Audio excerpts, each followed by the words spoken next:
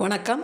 இந்த பதிவில் மல்லிகை செடிக்கு நம்ம என்ன உரம் கொடுக்கலான்னு பார்க்கலாங்க. அதுவும் தெளிப்பானா நம்ம கொடுக்க போகிறோம். இந்த சீசனில் அதிக மல்லிப்பூக்களை நம்ம பார்க்கலாம்.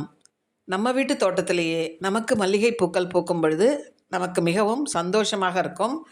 நல்ல ஒரு மனமுள்ளதாக இருக்கும். கடையில் வாங்கிறத விட நம்ம வீட்டில் அதை அரும்பாக பறித்து கட்டி நாம் அதை தலைக்கு வச்சுக்கும் பொழுது நமக்கு ரொம்ப வாசம் உள்ளதாக இருக்கும். பெரிய பெரிய பூக்களாக இருக்கும். இப்போ எங்கள் தோட்டத்தை பார்த்துக்கிட்டு இருக்கீங்க.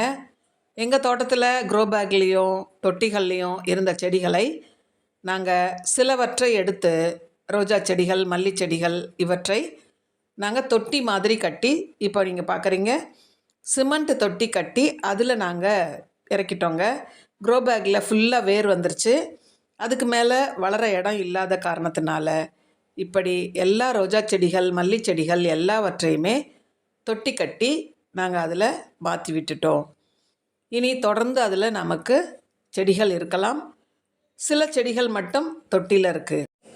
இப்படி தொடர் பராமரிப்பில் நம்ம தோட்டம் அழகாக இருக்குங்க, பசுமையாக இருக்குது. இந்த வெயில்லையும் நல்லா இருக்குது. மேலே ஷேட் நெட்டும் இருக்குங்க. அதிக வெயிலோ அதிக மழையோ செடிகளுக்கு பாதிப்பை ஏற்படுத்தும். அதனால நாங்கள் 50-50% நெட்டு வாங்கி மேலே போட்டிருக்கோம். நீங்கள் பல வீடியோக்களில் எங்கள் செடியில் பார்த்துருப்பீங்க. இந்த அடினியம் பூக்கள் பாருங்கள் எவ்வளோ அழகாக இருக்குது. எல்லோ கலர், எல்லா கலர்லேயும் இருக்குது. தொடர்ந்து பூக்கும்பொழுது நான் அதற்கான வீடியோ கொடுக்குறேன். இப்போது விதைகள் வச்சுருக்கு. அந்த விதைகள் எடுக்கும் பொழுதும் நான் உங்களுக்கு வீடியோ போடுறேன். மாங்காய் காய்ச்சிருக்கு பாருங்கள். ஏற்கனவே இதற்கான வீடியோக்களும் நான் போட்டிருக்கேன். அணில் இந்த காய்களை சேதப்படுத்துறதுனால நான் வலை போட்டு வச்சுட்டேங்க. இங்கே இருக்கிறதெல்லாம் அடினியம் செடிகள். விதைகள் எடுக்கிறதுக்காக இப்படி ரப்பர் பேண்ட் போட்டால் தான் நமக்கு அது காற்றுல வெடித்து பறக்காமல் இருக்கும். கருவேப்பிலையும் நல்லா வளர்ந்து பசுமையாக இருக்குது பாருங்கள். இப்படி மல்லி செடிகள், கீழே இருக்க தொட்டிகளில் மிளகாய் செடிகள் எல்லாமே வச்சுருக்கோம். சாமந்தி செடிகளையும் நான் தொட்டியிலேருந்து இந்த சிமெண்ட் தொட்டி கட்டியிருக்கிற இந்த இடத்துல நான் மாற்றிட்டேங்க. இனி தொடர்ந்து அதிலேயே இருக்கலாம். நம்ம வேணுமானால் எடுத்து பதியம் போட்டுக்கலாம். இப்போ நாம் பார்க்குறது எல்லாமே மல்லி செடிகள். பூக்களை பறிச்சாச்சு, ட்ரிம் பண்ணி விட்டாச்சு. இப்போ நாம் ஒரு பயிரூக்கி கொடுக்க போகிறோம். இந்த பயிரூக்கி மேலும் மொட்டுக்கள் அதிகமாகவும் செடி பசுமையாக இருக்கவும் நமக்கு பயன்படும். இப்போ நம்ம கொடுக்க போகிறது மீன் அமிலம்.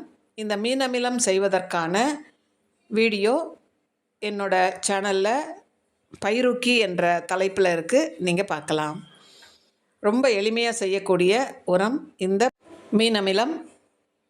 இந்த மீன் அமிலம் 1 லிட்டர் தண்ணிக்கு 10 ml கொடுக்கலாம். ஆனால் இப்போ வெயில் காலம் என்பதால் 5 ml மட்டுமே நான் கலக்க போகிறேன்.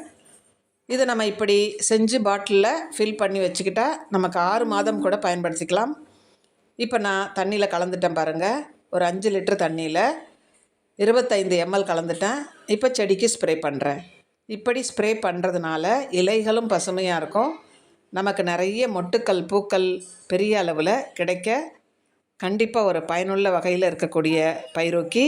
இதை நீங்கள் மண்ணுக்கும் கொடுக்கலாம். இதே அளவில் எடுத்து மண்ணுக்கு ஊற்றி கொடுங்க. கண்டிப்பாக நமக்கு நல்ல ஒரு ரிசல்ட் கிடைக்கும். நீங்களும் உங்கள் வீட்டில் இருக்கக்கூடிய மல்லி செடிகளுக்கு இந்த மீன் அமிலம் பயன்படுத்துங்க. ஒவ்வொரு வருஷமுமே நான் இந்த மீன் அமிலம் தாங்க பயன்படுத்துவேன்.